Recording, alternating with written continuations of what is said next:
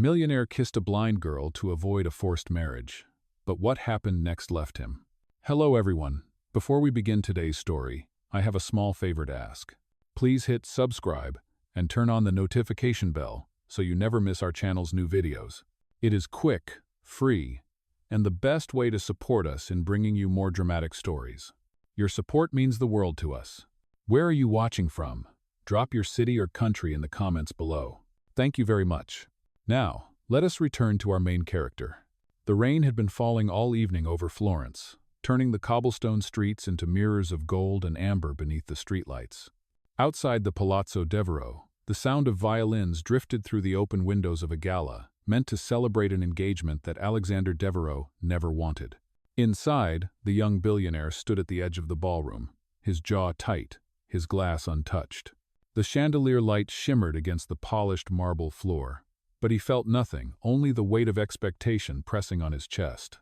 His mother's voice echoed through the room, polite yet sharp. "Smile, Alexander. The Beaumont family is watching." He turned away, unable to look at the woman he was supposed to marry. Celeste Beaumont, perfect hair, perfect family, and perfectly chosen to merge two empires. The engagement was not love. It was business, dressed in silk. Alexander slipped out through the side door into the night air, his breath fogging in the cold. Rain tapped against the brim of his coat as he walked across the empty square. His phone buzzed again, messages from reporters, shareholders, his mother all asking the same question. Is the wedding confirmed? He shoved the phone into his pocket and kept walking, the rhythm of his shoes echoing against stone. Across the street, under the archway of an old church, he saw her.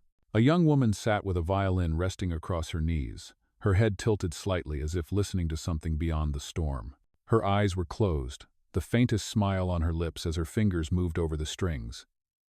The melody she played was fragile, trembling, yet full of light. Alexander stopped, transfixed. The notes carried across the rain, soft but fearless. The girl was blind. He saw the white cane beside her, the small tin cup at her feet filled with only a few coins. Something stirred inside him, an ache he had long forgotten how to name. The sound of approaching voices broke the spell. Two journalists hurried toward him, cameras ready. "Mr. Devereux, is it true you are breaking the engagement?" Without thinking, Alexander turned, stepped into the light of the archway, and reached for the girl's hand. She startled, her bow slipping against the strings. "Excuse me?" she whispered. He met her unseeing eyes, heart pounding. "Just follow my lead," he murmured, and before the photographers could blink, he kissed her. The flash of cameras burst like lightning. The violin clattered to the ground. The girl froze, rain tracing silver lines down her cheeks. Alexander whispered, "I am sorry. I will explain everything." Then he picked up her white cane from the wet pavement, holding it with trembling hands. Her name was Elena Moreau, and that single impulsive kiss, meant only to escape a lie, would change both their lives forever. The next morning, the rain had stopped, leaving the city washed in soft gold light. Elena sat by the window of her tiny apartment above a bakery, the smell of fresh bread drifting through the air. Her fingers traced the edge of her violin case, still damp from the night before. She could not forget the sound of his voice, or the shock of that kiss. It had been sudden, strange, and impossibly real. Who was he? And why had he said, "I will explain everything"? A knock echoed through the hallway. She hesitated before opening the door. On the other side stood the man from the storm, dressed in a charcoal coat, his hair slightly disheveled. He held her white cane in one hand, and a bouquet of pale lilies in the other. "Elena Moreau," he said softly. "My name is Alexander Devereux. I owe you an explanation." Her lips parted. "You do." He stepped inside carefully, placing the cane on the table. "What happened last night was not planned. The reporters were chasing me. I needed a way to end a story that was destroying my life. You used me," she said quietly, her voice steady but cold. "Yes," he admitted, "and I am sorry. I did not know who you were. I only saw someone kind, someone untouched by the noise around me. I promise I will make it right." Elena tilted her head, listening to the weight in his words. "You cannot simply erase what you did." "No," he said, "but perhaps I can give it meaning." He placed a small envelope on the table. Inside was a formal letter, embossed with a golden crest. My family expects me to marry a woman I do not love. The media has already published our photo together. If you agree to pretend to be my wife for 6 months, you would help me escape this arrangement. In return, I will fund your dream. The music school for the blind. Is it not? Her breath caught. How do you know about that? I did my research, he said quietly. You play on the same corner every weekend. You donate half of what you earn to the children's hospital. You deserve a chance to build something that matters. Elena reached for the letter, running her fingertips over the raised seal. 6 months. Marriage in name only. A lie wrapped in silk and gold. Why me? She asked. Because you do not want my world, he said simply. That makes you the only person I can trust. Oh. The room fell silent, except for the distant hum of the bakery below. She imagined the faces of her students, the laughter, the chance to create a home for others like her. Then she thought of the night before the rain, his trembling voice, the sincerity in his apology. Finally, she said, If I agree, there will be rules. He nodded. Name them. No touching, no lying, and no pretending outside the contract, she said. When the time ends, so does this. Alexander extended his hand. Agreed. She hesitated, then placed her hand in his. His grip was warm, steady, and very human.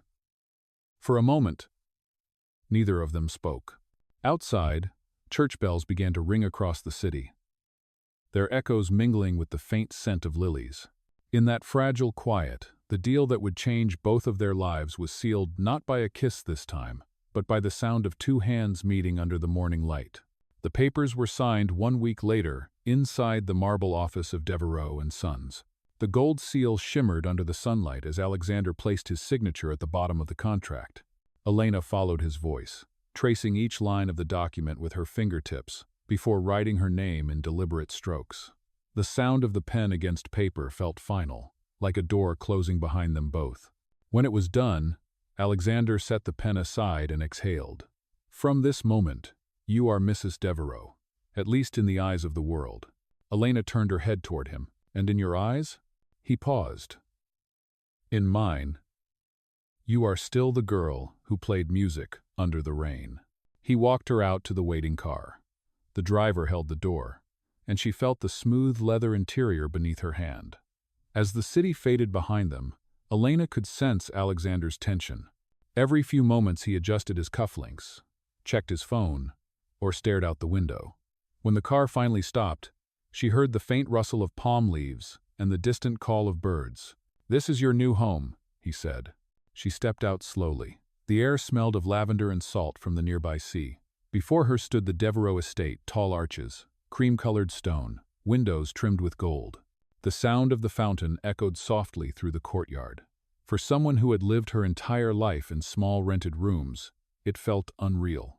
Inside, maids whispered, their heels clicking on the marble floor. Alexander led her up the grand staircase. You will stay in the east wing, he explained. It is quiet, and you will have everything you need. I only need space to practice, she said. There is a music room overlooking the garden, he replied. It used to belong to my mother. Her fingers brushed the carved banister as they reached the hallway. Your mother must have loved beauty. She did, he said softly, but she forgot to teach me how to see it. That night, Elena explored the room alone. The scent of old wood and roses filled the air. She placed her violin on the table and ran her fingers across the strings. Outside, the wind carried the distant sounds of the city, and for the first time, she wondered if she had made a mistake. Across the hall, Alexander stood before a portrait of his late father. The man's eyes, painted in cold gray, seemed to judge him even now. You married a stranger. He could almost hear the voice saying, You turned a deal into shame. Oh. But when he thought of Elena, her calm voice, her unflinching dignity, he felt something shift. There was no vanity in her, no pretense. She was unafraid of silence. That was what drew him, though he did not understand why. The next morning, the estate buzzed with activity. Tailors arrived with dresses, tutors with etiquette guides, and a photographer to prepare for the announcement of their marriage. Elena stood still as they measured her, the soft fabric of satin brushing her skin. "Do I look the part?" she asked quietly. Alexander glanced at her reflection in the mirror. The golden light of the chandelier danced across her hair. "More than I imagined," he said. "You look like someone who belongs." She smiled faintly. "Let us not forget, it is only pretend." But as the camera clicked and captured the image of their joined hands, neither of them realized how easily pretense was already turning into truth. The weeks that followed unfolded like a dream neither of them had planned. Morning light spilled across the marble floors of the Devereaux estate, and each day brought a new lesson in the strange world Elena had stepped into. She learned to walk with measured grace, to smile without revealing nerves, and to listen for the subtle rhythm of footsteps on different floors to find her way. Alexander had arranged tutors to guide her through etiquette and speech for social events. At first, she resisted. "Why must I pretend to be someone I am not?" she asked one afternoon, resting her hands on the polished piano. "Because the world we are walking into expects perfection," Alexander said. "You do not have to become them. You just have to survive among them." Elena tilted her head slightly. "Survive or protect you?" He looked away, the faintest smile on his lips. Perhaps both. As days passed, the lessons became moments of quiet laughter. When she stumbled during a dance rehearsal, he caught her by the hand, steadying her. "The rhythm is not in the steps," she said, smiling. "It is in the listening." "Then teach me to listen," he replied. Their partnership began to shift. The line between contract and connection blurred in small gestures, his hand guiding her through the garden paths, her voice softening when she spoke his name. One evening, the house prepared for their first official appearance as a couple. A charity dinner hosted by the Beaumont family glittered with chandeliers and the chatter of high society. Alexander adjusted his cufflinks while Elena, in a gown of pale gold, waited near the mirror. The seamstress had tied a silk ribbon around her wrist, matching the color of his tie. "You will hear many voices tonight," Alexander warned gently. "Some will be kind, most will not. If it becomes too much, just hold on to my arm." She smiled faintly. "And if it becomes too much for you? Then I will hold on to yours." They arrived at the ballroom to the echo of applause and whispers. Elena could sense the stares, the skepticism. Conversations dimmed as they passed. Someone murmured, "The blind bride." "How romantic and how convenient." Elena lifted her chin. "People talk," she whispered. "They always do," he answered. Midway through dinner, a member of the Beaumont family made a cruel joke about charity and appearances. The laughter stung the air. Alexander's chair scraped against the floor as he rose. "That is enough," he said sharply. "Elena is my wife, and you will treat her with respect." The room fell silent. Elena reached under the table, finding his hand. "Sit down," she murmured.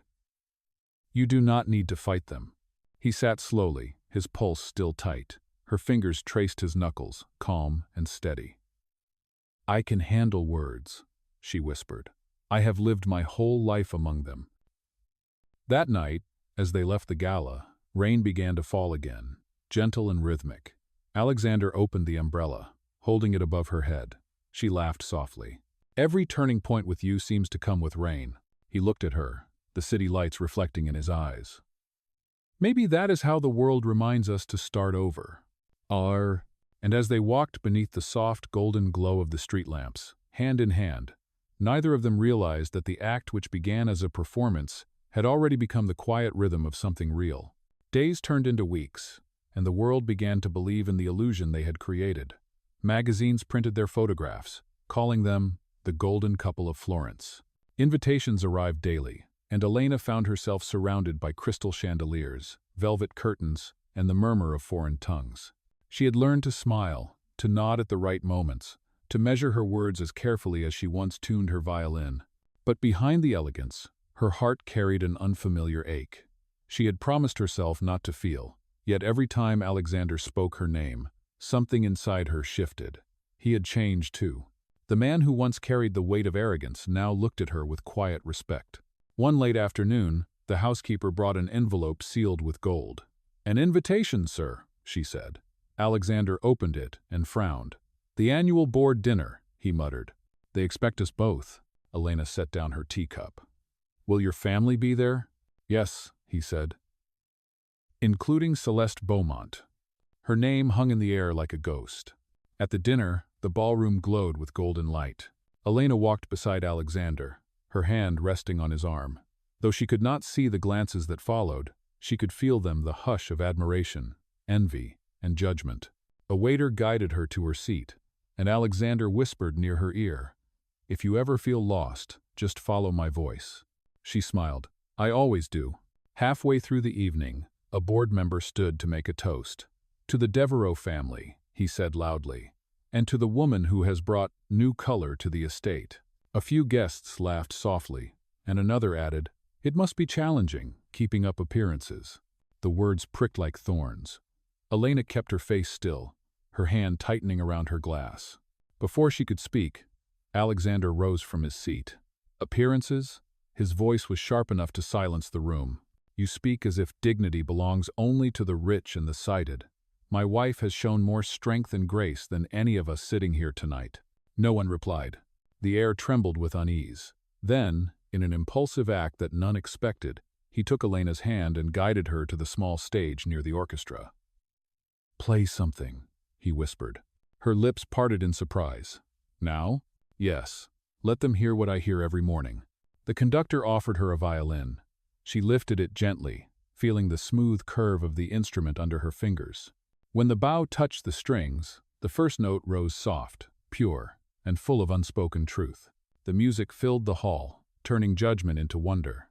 Every person in the room fell silent as the melody swelled and broke like a tide of gold.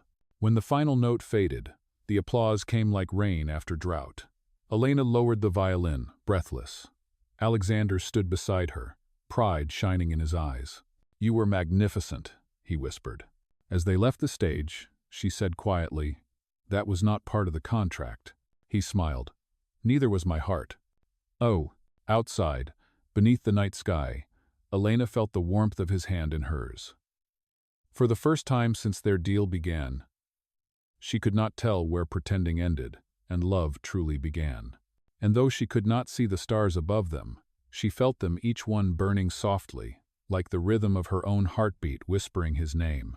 That night, long after the applause faded, Alexander stood on the terrace outside the Devereux mansion. The city lights shimmered below like 1,000 candles, but his thoughts were far away. Inside, Elena slept in the east wing, exhausted after her performance. Her music still echoed in his mind, raw, haunting, beautiful. It had stripped away every mask he had built. He poured a glass of wine, watching the rain gather on the railing. He had planned this marriage as an escape, a convenient lie to protect his company and his name. But somewhere between the rehearsed smiles and the silence they shared, he had begun to crave the sound of her voice, the steadiness of her touch, the peace she carried with her blindness. The next morning, sunlight spilled across the estate. Alexander found Elena in the music room, her fingers moving over the piano keys, not to play, but to feel the warmth of the wood. "You are awake early," he said. "I could not sleep," she replied. "When I play, I can almost see again." "Aye? What do you see?" "Light," she said softly, "and faces that mean something." He stood beside her, silent. "Elena," he began, "last night you changed everything. You do not know what that performance meant to me." She turned her head slightly. "You mean to them?" she corrected. "No," he said, "to me." Before she could answer, the butler entered, his voice uneasy. "Sir, Miss Celeste Beaumont is here to see you." Elena stiffened. Alexander hesitated, then said, "Send her to my office." "Oh." Celeste arrived moments later, her perfume filling the corridor. "You look tired, Alexander," she said, her tone smooth. "Pretending must be exhausting." "I am not pretending anymore," he said quietly. "Oh?" She laughed softly. "The whole city believes your fairy tale. But we both know what this is, a contract, nothing more. You think the truth will stay hidden forever?" Alexander's jaw tightened. "Leave Celeste." "No." But she leaned closer, whispering, "Do you really believe that blind girl will survive when they discover your little arrangement? When they find out you bought her with a school for the blind?" He clenched his fists, but before he could speak, Elena's voice came from the doorway. "You do not have to whisper," she said calmly. "I can hear perfectly well." Celeste froze. Elena stepped forward, her posture straight, her voice quiet but firm. Yes, I accepted his contract. Not for money, not for fame. I did it to build something real, something kind. You would not understand that. Celeste's face hardened. Enjoy your borrowed crown, Mrs. Devereaux. The truth always finds the light. She turned and left without another word. The silence that followed was heavy. Alexander looked at Elena, guilt clouding his eyes. I should have protected you from this. You cannot protect me from truth, she said gently. You can only face it with me. He reached for her hand, but she stepped back. I need time, Alexander. I need to know that what I am living is not just another performance. He nodded slowly. Then I will prove it. That night, she returned to the music room and played again, soft, hesitant, but full of longing. From the hallway, Alexander listened, the melody pulling at every part of him that had once been numb. And though she could not see him standing there, she could feel him just as the rain began to fall again, whispering through the garden like a promise waiting to be kept. The storm that followed was not made of rain, but of headlines. Within a week, every newspaper from Paris to New York printed the same story. The blind bride and the billionaire contract. Someone had leaked the marriage papers, and the world devoured every detail. The news called Elena a fraud, a social climber, a woman who traded blindness for fortune. Inside the Devereaux mansion, the phones rang without pause. Sponsors withdrew. The family board demanded explanations, and Alexander's mother arrived in fury. You have humiliated us, she said coldly. This girl has turned our name into a circus. Alexander faced her without flinching. Elena did nothing wrong. This is my fault. Your father built this empire on integrity, she hissed, and you destroyed it for pity. Elena stood by the doorway, silent, her cane resting beside her. She had heard every word. When his mother left, Alexander turned to her, but she was already walking toward the door. Elena, please, he said. I told you this would happen, she replied softly. Now they all see me as you once did, a solution, not a person. That is not true. Then prove it, but not with words, Alexander, not with charity. That night, she packed her violin and left the estate. The driver offered to take her anywhere she wanted. She said quietly, to St. Clair's Shelter, by the river. It was the place where she had once taught children to play music before all of this began. Days passed. The city moved on, but Alexander could not. He ignored meetings, canceled interviews, and spent his nights searching for a way to undo the damage. He found her finally at the shelter, seated among a small group of children. Their laughter filled the air as she guided their hands across a keyboard, teaching them to find melody through touch. When she heard his footsteps, she did not turn. You should not be here, she said. I needed to see you, he replied. The school will never be built now. The investors pulled out. Then it was never meant to be built on their money, she said calmly. Do you understand what I wanted, Alexander? It was never about rescue. It was about respect. He knelt, beside her. Tell me how to earn it. Let go of what people think, she whispered. Do something honest, something that belongs only to you. Her words stayed with him long after she walked away. That night, Alexander called his lawyer and ordered every remaining share of the company under his control to be sold. He redirected the profits into a foundation under her name, the Elena Vision Fund for the Blind. When the press asked why, he answered, because she taught me to see. Oh. The following morning, Elena heard the announcement on the radio. The journalist's voice trembled as he described the donation. She placed her hand over her heart, torn between anger and admiration. It was not the gesture itself, it was the truth behind it. Still, she did not return to him. Instead, she played the violin for the children as sunlight streamed through the windows. Each note carried her confusion, her sorrow, and the faint spark of hope she could not silence. Somewhere across the city, Alexander stood on the balcony of an empty penthouse, listening to the rain. For the first time, he understood that love could not be bought, only proven. And though she was gone, every drop that fell against the glass whispered her name. The world had already moved on to the next scandal, but Alexander Devereaux had not. For the first time in his life, he ignored power, profit, and position. He spent the following months building something real, something that could not be sold or taken away. The land where his family once planned a luxury resort was now a construction site filled with the sound of hammers, laughter, and music. When the first sign went up, it did not read Devereaux Holdings. It read, The Sound of Light, a music school for the blind. Elena heard about it through a radio interview. The reporter asked, Mr. Devereaux, why dedicate this project to someone who no longer speaks to you? Alexander's voice was steady. Because love is not about who stays. It is about who changes you. She gave me sight, even in darkness. Elena sat in silence, her hands trembling around the teacup. She had not spoken to him in 3 months. She had convinced herself it was over. Yet hearing his voice, the sincerity in every word felt like a thread pulling her back to something unfinished. When the grand opening was announced, she almost did not go. But the children at the shelter begged her. You have to hear it, Miss Elena, they said. He built it for you. So on the morning of the ceremony, she took a train to the countryside. The air smelled of spring rain and blooming jasmine. As she approached the gates, the distant sound of a piano reached her familiar, soft, the same melody she had played the night of the gala. A man's voice greeted her at the entrance. Miss Moreau. She turned her head slightly. Yes, this way, please. He led her into a courtyard surrounded by glass walls that shimmered with golden light. Inside, she could hear laughter, the echo of instruments tuning, the heart of something alive. Then a voice she knew by heart spoke into a microphone. Ladies and gentlemen, Alexander said, his tone quiet but clear, welcome to the Sound of Light. This place exists because one woman taught me that seeing is not about eyes, but about heart. Today, we dedicate this school to her. The crowd turned as he gestured toward her. Elena Moreau, he said, will you join me? She hesitated, then walked forward, her cane tapping lightly against the stone path.